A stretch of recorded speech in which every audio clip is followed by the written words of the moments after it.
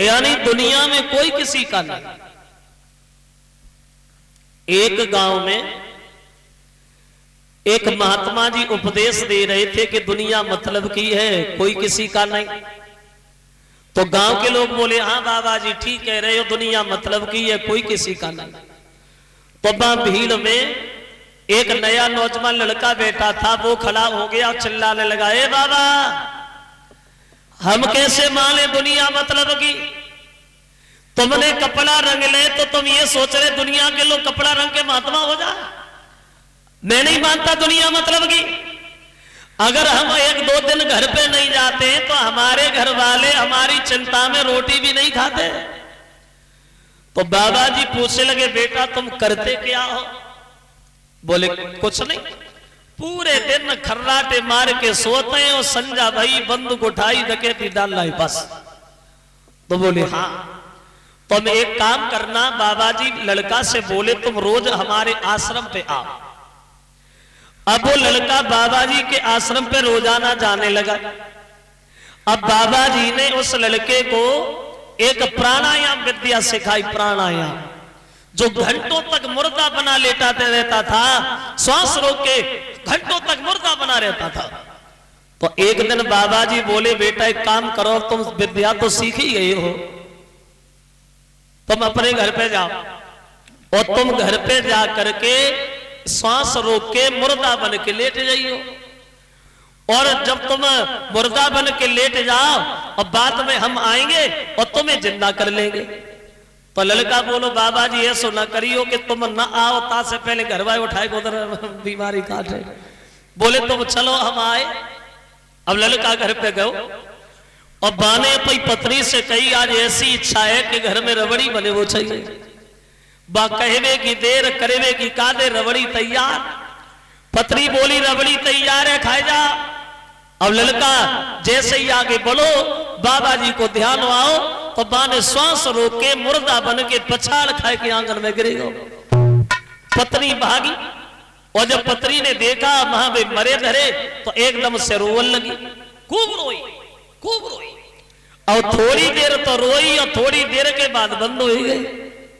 सोचने लगी अब मरे तो गई, अब ऐसा रोता है तो मुझे जिंदा ना भाई जात। और थोड़ी देर बाद रोए तो मुझे जिंदा ना भाई जात। जे रबड़ी बहुत दिन में बनाई पर रबड़ी खाए लो तब हो तब देखी जाए। अब बाने रबड़ी खाई और रबड़ी खाए के फिर बाने कबड़ी मचाई। अब लड़का के छाती में हाथ मार मार के रोवन लगी। लड़का सोचने लगो मरे तो ना हते लगते जे मैं घुसने ही प्राण निकाल लिए। अब रो रहे सब लोग, माँ बाप भाभी भैया पत्नी, अब रो कैसे रहे देखो।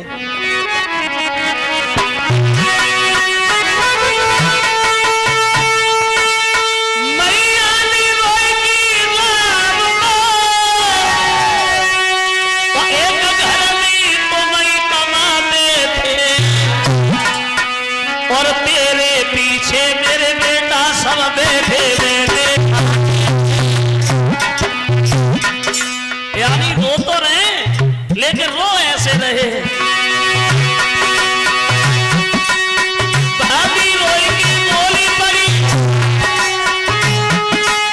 भाई भी रोएगी बोली पड़ी, अब दौलत कौन मनाएगा।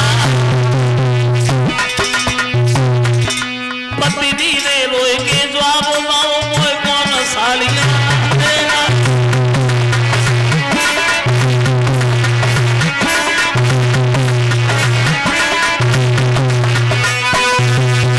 सब लोग रो रहे लेकिन रो मतलब नहीं रहे। लड़का सोचने लगो, लगता था बाबा जी ठीक कह रहे थे, दुनिया मतलब की, हमारे लिए तो कोई रो ही नहीं रहा है। पूरे गांव के लोग इकट्ठे भये, बोले अब लड़का मर तो गो ही है, चलो उठाओ और उते जरा बीमारी काटो। लड़का मन में सोचने लगो अब लगत बाबा नहीं आएगा। अब भाई आंगन में एक खम्भ गड़ू रहे तो लड़का ने भाई खम्भ में अपने पैर फंसाए ले। और जब पैर ना निकले तो गांव के लोग बोले पैर निकल नहीं रहे तो जब खम्भ को खसाए दे। और तो कोई ना बोलो न की पत्नी बोली देखो अब इनके अलावा कोई दूसरों कमाने वाव नहीं रहो और मकान बनवाने वाव कोई नहीं रहो। खम न खसा हमने जे सुनिए मरे मराए न के दर्द ना हो तो हम गड़ासी ले आते न के पैर ही काट डालो। लड़का सोचने लगो पैर कटवाए रही है। तब तक बहे बाबा पहुंच गए, आवाज लगाने लगे गाँव कोई दवा कराए ले, हमसे हम फ्री दवा दे देते हैं और एक खुराक दवा दे के मुर्दा जिंदा कर लेते हैं। जो गांव के लोगों ने सुना, गांव के लोग भागे, बाबा जी अभी लड़का बिल्कुल ठीक था, पता नहीं क्या हो गया, तुम चलो और तुम उसे देखो। अब बाबा जी गए तो मां बोली बाबा हमारा पूरा घर मर जाए, पूरा खानदान मर जाए, लेकिन हमारा जो लड़का जिंदा हो जाए। तो बाबा बोले देखो सब मत मरो, एक काम करो दूध मंगाओ, दूध मंगाओ। और एक लोटा दूध बाबा जी ने लेके सबकी नजर छुपाए के बा में जरा सी राख डाली, राख, और बोले तुमने देखा है हमने इसमें क्या डाला? बोले नहीं। जवाब दिया हमने इसमें जहर डाला है, जहर, और तुम सब मर रहे हो, सब मत मरो। जो इस दूध को पिएगा वो मर जाएगा, उसके बदले में ये लड़का जिंदा हो जाएगा। जो गांव के मोहल्ला के लोगों ने सुनी कि जो दूध पिएगो सो मरेगो, तो गांव के परिवार के धीरे धीरे सब निकले गए, भगवान बचाए ऐसे दूध से। और उनके घर के ही रहे माँ बाप भाभी पत्नी। तो उनकी माँ से बाबा जी ने पूछा देखो अब तुम्हारा लड़का तो मर ही गया है और तुम तो मराऊ वैसे रखी हो, अबे ना मरोगी तो साधवाल मरोगी, तुम दूध पी जाओ तुम मर जाओगी और तुम्हारे बदले में तुम्हारा लड़का जिंदा हो जाएगा। तो मां बोली बाबा जी अगर हमने दूध पी लो और हम मर गए तो हमारे मरने के बाद हमारे डुकरा को कोई दो रोटी दवैया ना है, हम दूध नहीं पिएंगे। और यही बात पिता ने कही, भाभी से पूछी तुमने भी खूब दौलत खाई है, तुम दूध पी लो तुम मर जाओगी, लड़का जिंदा हो जाएगा। एकदम से हाथ नचान लगी, हाँ हम पी ले, हम काहे को पिए, अरे पिए जाको मरेगा वो सो, ओ हम क्यों पिए। उनकी पत्नी से पूछी बेटी इधर आ, देख तेरा पति मर गया और बिना पति के दुनिया में कुछ नहीं है बेटी, एक काम करो तुम इस दूध को पी जाओ, तुम मर जाओगी और तुम्हारे बदले में तुम्हारा पति जिंदा हो जाएगा। पत्नी बोली देखो बाबा जी नहीं, हम ये पूछ रहे हैं तुम मर जाओगी और ये लड़का जिंदा हो जाएगा, दूध पी लो। बोली देखो बाबा जी हम ये पूछ रहे हैं दूध पीना नहीं पीना। बोली देखो बाबा जी पागल है, मैंने ये पूछा दूध पीना है नहीं पीना। बोली देखो बाबा जी दूध की कोई बात ना, दूध जिका और ले आओ सो पी जाए, लेकिन चिंता वाली बात जाए अगर हमने दूध पियो और हम मरी गए और ताके बाद हमारे पति जिंदा आए तो ऐसे दूध पीवे से फायदे क्या है, हम दूध नहीं पिए हमारे तो चले हम कहूँ तो देख लिए। बाबा जी बोले अगर हम पी ले तो सोई सब बोले तुम पी जा, तुम्हारे कोई आगे पीछे ना, तुम जय जान लियो तीर्थ ही कर गए, हम तुम्हारे नाम की मठिया बनवा दे तुम पी जाओ। बाबा जी बोले उठो लला, लड़का उठ के खड़ा हो गया और जो लड़का उठ के खड़ा हुआ बाबा जी बोले इनके लिए मरे जा रहे थे। तो जैसे लड़का खड़ा हुआ माँ बाप भाभी भैया सब दौड़े और बे गोने माई तो जेठ ही ना छोड़े। लड़का बोलो हटना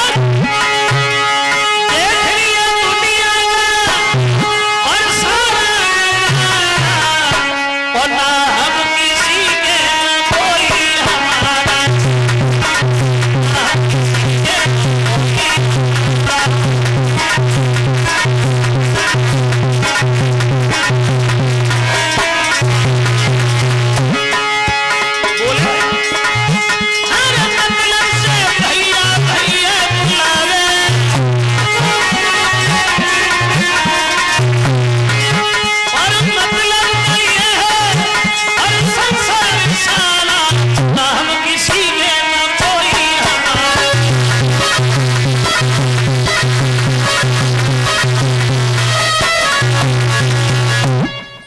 जैसे तैसे हरिश्चंद्र ने गला तो उठाया को, लेकिन शरीर में ताकत नहीं थी जो चल पाते, ठोकर लगी गिर गए, खड़ा जो था वो टूट गया।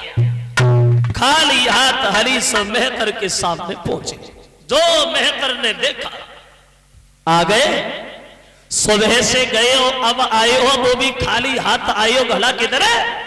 जवाब दिया महाराज वो घड़ा मुझसे टूट गया है,